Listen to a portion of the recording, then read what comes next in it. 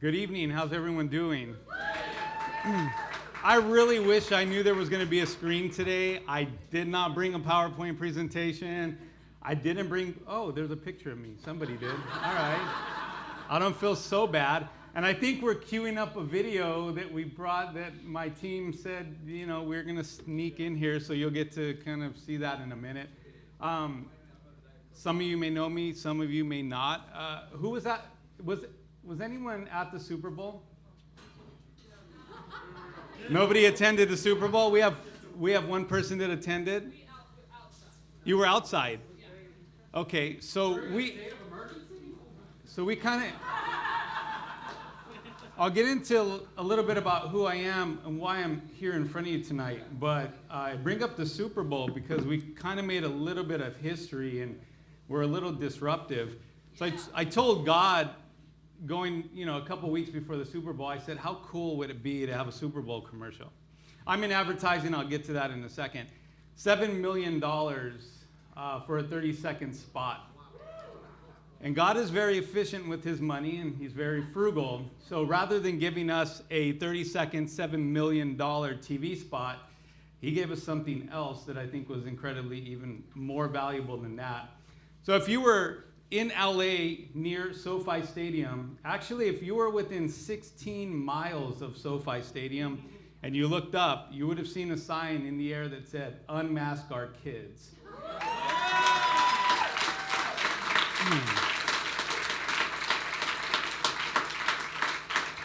I woke up this morning to an article on Yahoo, and it's actually gone viral. It's all over the place. But Yahoo, one of the most memorable ads of the big game wasn't seen on TV. It was seen in the sky.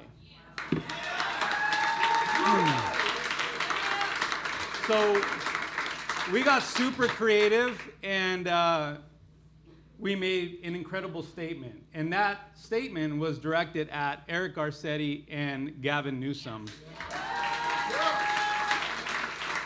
And what we wanted to say, and we were limited to like 25 characters, so I'm like, there's so much I want to tell those two guys. 24 characters is not going to do it. And I'm pretty creative, but I figured, okay, then we'll make it a message about the kids.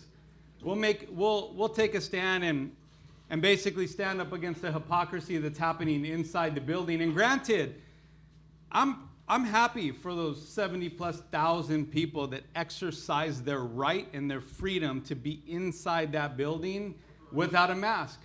I think we should all exercise that right. But the fact that there were 70,000+ individuals in that building without masks, and that 24 hours later, our kids were going to have to go back to school wearing masks, where they're more likely to enforce those rules and mandates on our kids than they are celebrities and the political elite, is just a hypocrisy that we can no longer stand for. So we put that message in the sky. We put it high, and people saw it from far and wide. There were people in downtown LA from some of the tallest buildings sending us pictures. Some crazy person is writing, "Unmask our kids." Somebody's putting "Unmask our kids." And so we're proud to be part of that movement. I was proud to take the opportunity that God gave to send a message to the mayor and to the governor that we will not stand for this any longer, that we are uprising and we're going to take back our state.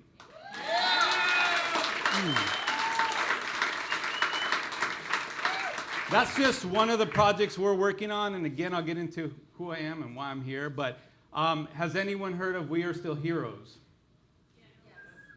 So We Are Still Heroes, a couple months ago, when I started to see the new form of discrimination happening, the segregation, the mass termination of our frontline heroes, nurses, teachers, firefighters, police, and military being terminated, being threatened, being put on unpaid leave because they were exercising their right of noncompliance.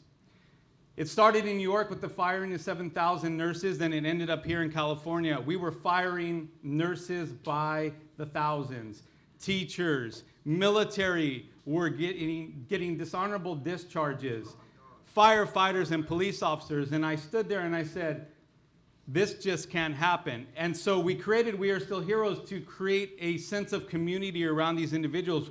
We Are Still Heroes exists for the purpose of saying, we stand with you, that you are not expendable, that you are our heroes in 2020 and you are still our heroes today.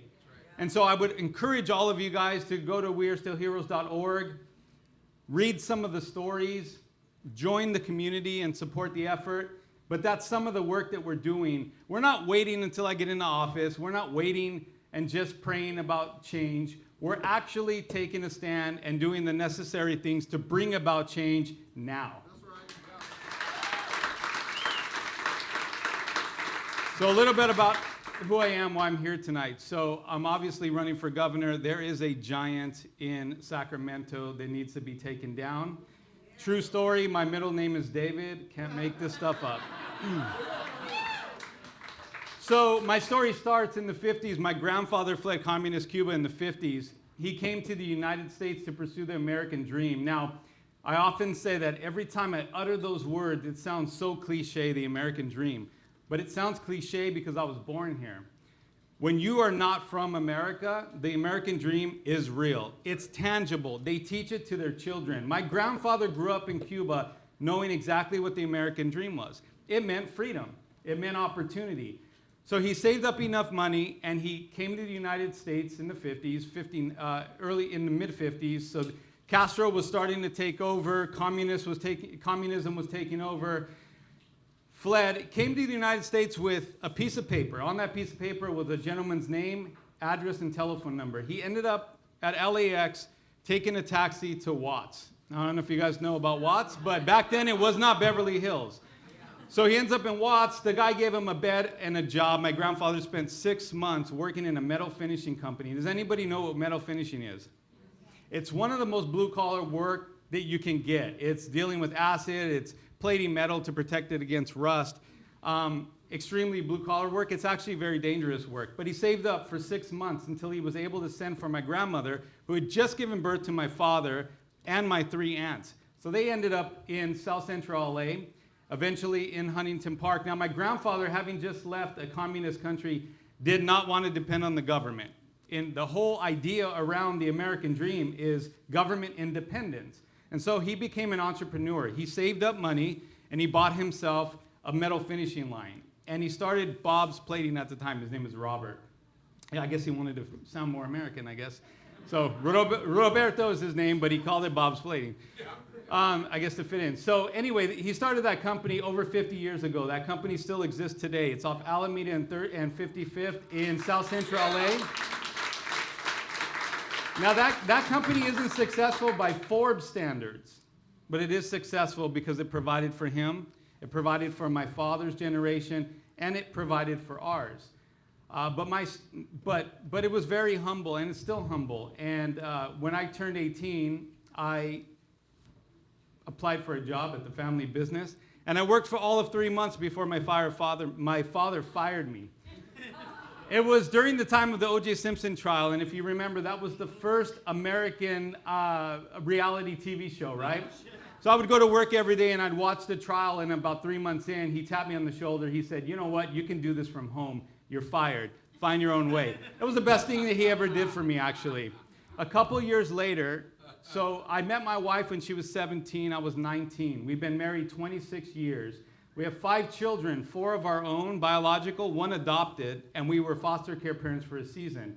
So a little while after I was fired, and about 24 years ago, my wife and I, humble beginnings, we're in an apartment together. We're eating hamburger helper without the meat because we could not afford the ground beef. And we weren't going to ask her parents for help, and we weren't going to ask my father for help, who had fired me. So we were trying to make it on our own. And so very humble beginnings. We had a cardboard box for a coffee table, plastic patio set for a dining table, a borrowed refrigerator. The light didn't even work. But we had everything we needed, and we were happy. But I had aspirations, right? My grandfather was an entrepreneur. My father took over his business, and they instilled that entrepreneurial spirit inside me. So 20 years ago, this past November, I started a tiny little company, graphic design service, in Downey, California. 250 square foot office, smaller than the bathroom downstairs. 2 IKEA desks, a fax machine, yellow pages, a telephone, and a computer. That's all we had. There were a lot of hard work, a lot of sacrifice, a lot of sleepless nights, a lot of God's favor. I built that company up over the next 20 years to what Inc. magazine just called one of the fastest growing privately held companies in America.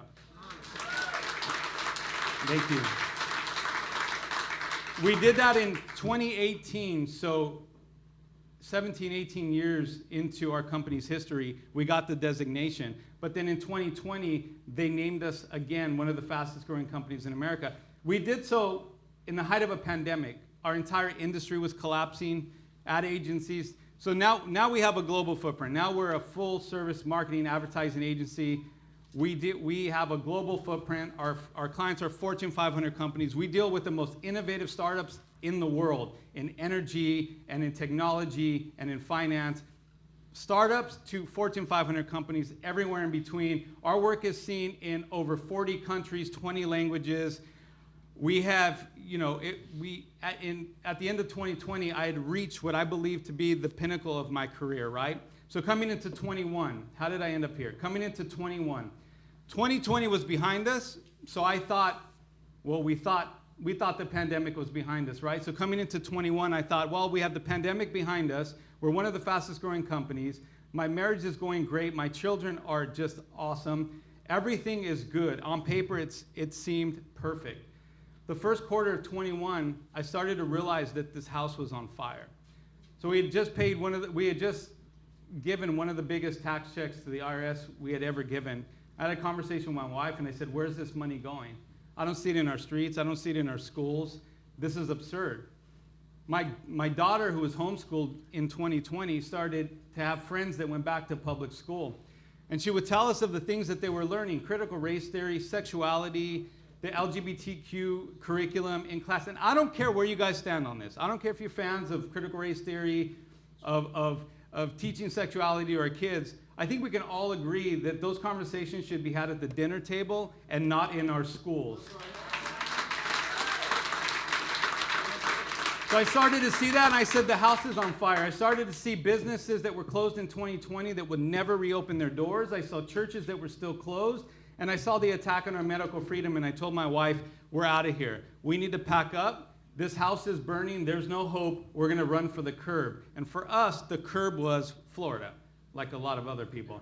And so we were ready to go to Florida. I was going to pack up, move the company. We were going to leave. And my wife said to me over the course of a month, you need to stop and you need to think about what we're leaving behind. And as any good husband would, I said no. I said, absolutely not. We're going. She said, no, you need to stop, turn around, and really look at what we're leaving behind. And again, I said no, but over the course of a month, she was praying diligently and petitioning to me. And so she finally one night said, no, you really need to turn around and see what we're leaving behind. So I did. I didn't just see a burning building anymore. I saw a burning building with 40 million people trapped inside. And then I looked at the faces of those 40 million people, and I realized, wait a minute, some of those faces are familiar. That's my mom, my dad, my nephews, my nieces, my coworkers, my peers, our churches, the communities, and millions of other people who couldn't just up and leave. So just because I could doesn't mean I should. So I wrestled with this. I wrestled with God about it, asked him what he wanted me to do, and over the course of a month, he made it clear. I want you to run back into that house, and I want you to save as many people as you can. And for me, that looked like a run for governor. So let me be clear. I didn't want this. And there are many mornings I wake up and I still don't want this. But this has to be done. Because the politicians are not coming to save us. We have to save ourselves. And so if in order to do it, we have to do things that are radically different than we've ever done before. We have to put forth candidates that are radically different. Not radical in their ideology, but radical in their approach. They have different stories. They come from different backgrounds. California doesn't just need a governor. It needs a CEO. We're talking about the 6th largest economy on the planet. California also needs a father, somebody who understands family first agenda, who would take care of our kids, put families first. Somebody that will stand up for our heroes, our frontline workers, our teachers, our military, allow police to be police again. A lot of people in the church will say, and I'll end with this, a lot of people in the church will say there's a great revival happening. A lot of us are now waking up, standing up, and stepping out. But I believe more than just a great revival, there's a great recruitment happening.